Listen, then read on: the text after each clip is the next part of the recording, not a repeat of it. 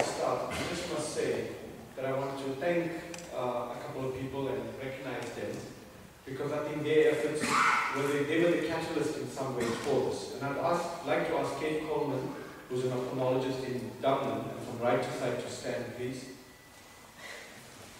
And Kate was responsible for linking DIT with the International Center for Eyecare Education, and then we contacted Lurio, and that's how the whole chain of events occurred. She did miss my December vacation because I don't know why you make the deadline 24th of December. I mean, don't you know that about Christmas in Dublin? And so I recognized a lot of family members and other people at home.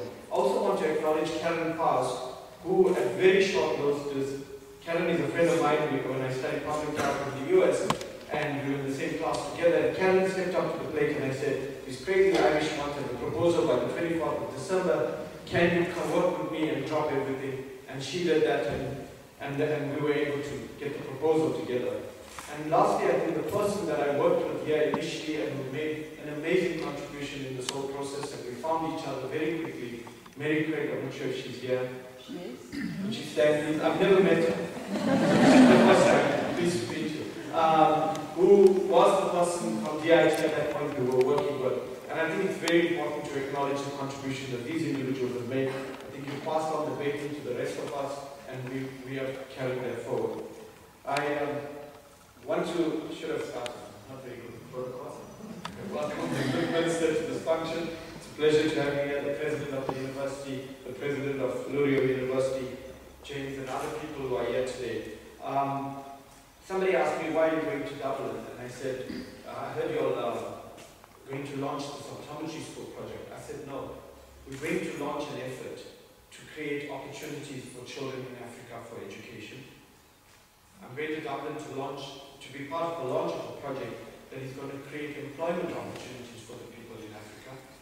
And lastly, to launch a project that is going to impact on the quality of life of people in Africa. Because we often think it's about jobs only.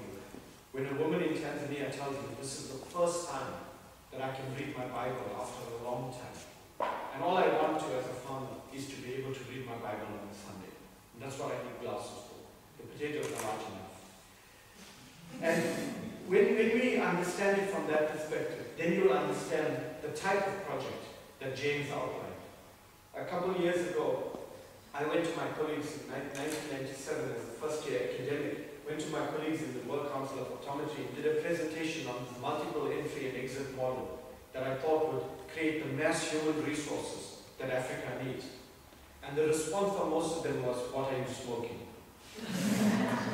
Because many of them saw this as a way to destroy optometry, because it is instinctive in professionals that when we think of human resources, we think about how do we protect our position rather than how we serve our people.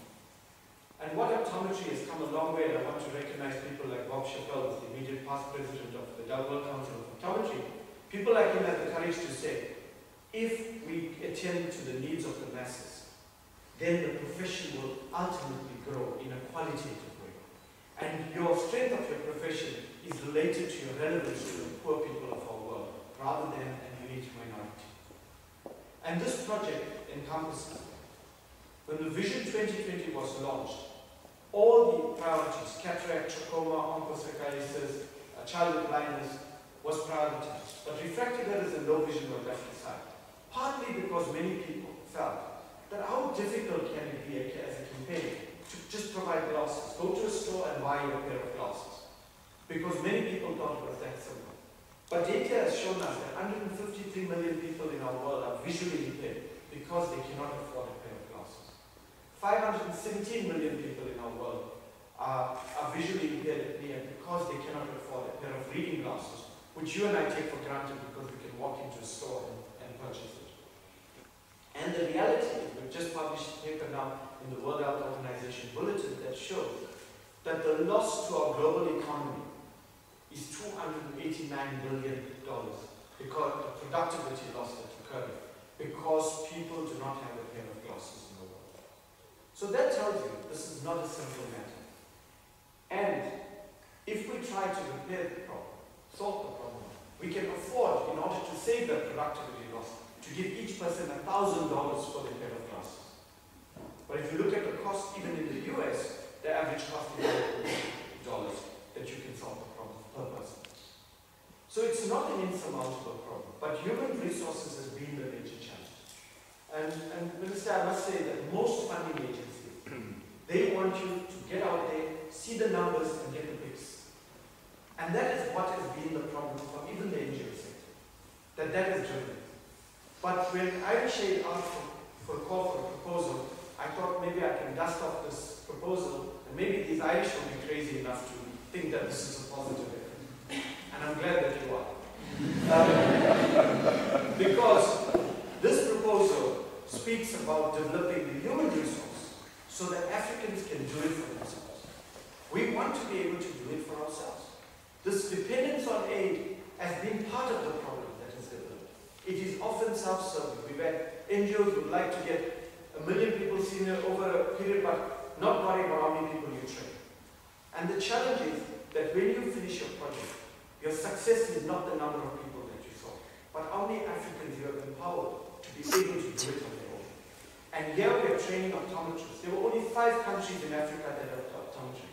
We cannot tell people to wait forever until we train 4-year optometrists. We've now gone with the 3+2 model that will ensure that the 3-year graduates will be available to serve the public sector, and if they get more skills, then they can go to the private sector and even immigrate. It's fine at that point. But we need a solution at the bottom of the pyramid to make sure that every day that the bulk of our people in Africa get access to Eyecare service when they need it. And that is what the lasting legacy this is going to be. A similar project we've initiated in Malawi. In Uganda we've secured funding, Mali, now Mozambique. But the uniqueness of the Eyecare funded project, it is producing the data to show the relevance of the project.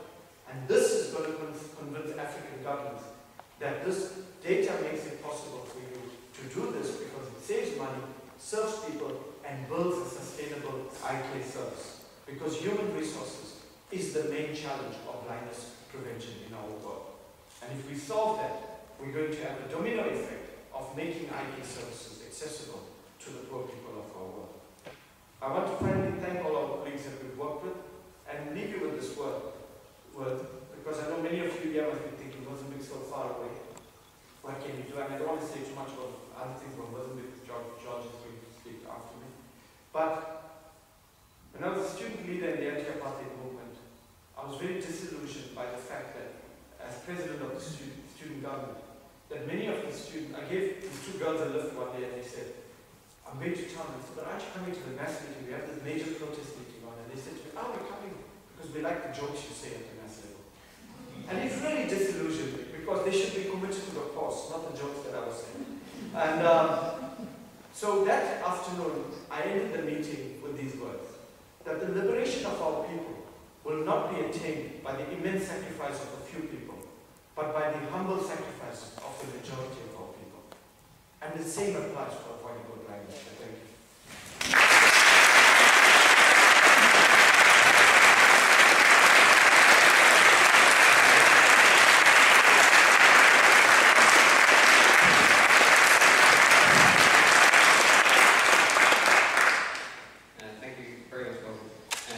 Even though I'm completely diverse to the cause and I'm not every time you're